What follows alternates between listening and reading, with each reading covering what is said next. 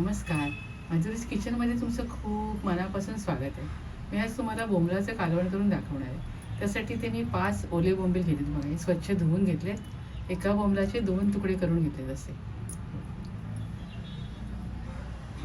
कालवण करण्यासाठी वाटण करणार आहे. इथे मी खोबरं घेतली आहे. एक पावभाग खोबरं असं किसून घेतलं आहे. 7-8 लसूण पाकळ्या, 1 इंच आलं, कोकमं भिजवून घेतले, कोथिंबीर, 2 मिरच्या, कढीपत्ता आणि हे मसाले बघा. 2 चमचे लाल तिखट, अर्धा चमचा हळद, चवीप्रमाणे मीठ. आपण वाटण करून घेऊया. खोबरं घेतलं, आलं लसूण, कोथिंबीर आणि ह्या 2 मिरच्या, ह्याचं मी वाटण करून घेते. बघा, इथे आपलं वाटण तयार आहे. आता आपण कालवण करायला घेऊया.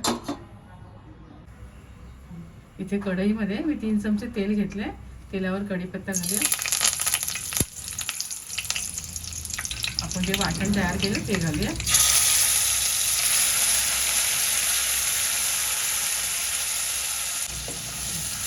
तेल सुटेपर्यंत आपण वाटण छान परतून घेऊया.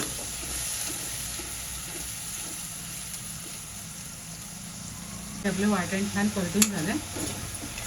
आता आपण यावर लाल तिखट, हळद आणि चवीप्रमाणे मीठ घालूया आणि पुन्हा छान परतून घेऊया.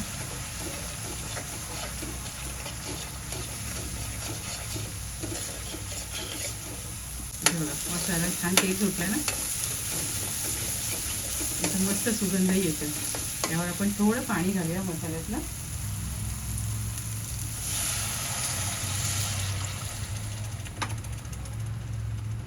कोकम घालूया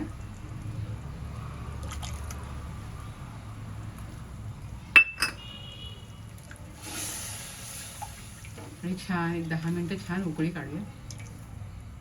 इथे रश्श्याला छान उकळी आली. आता आपण यामध्ये बोंबील घालूया.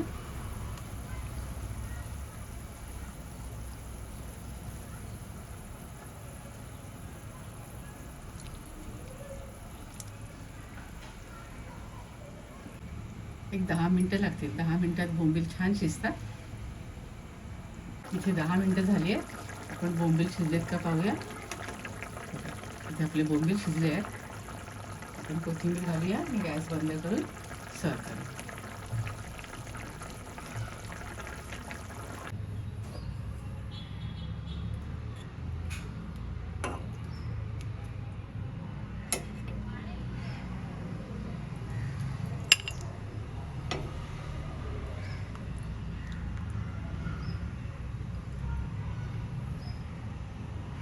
इथे छान असं बोंबलाचं कालवण मी तयार केलं आहे. एकदम मस्त झालं चवीला.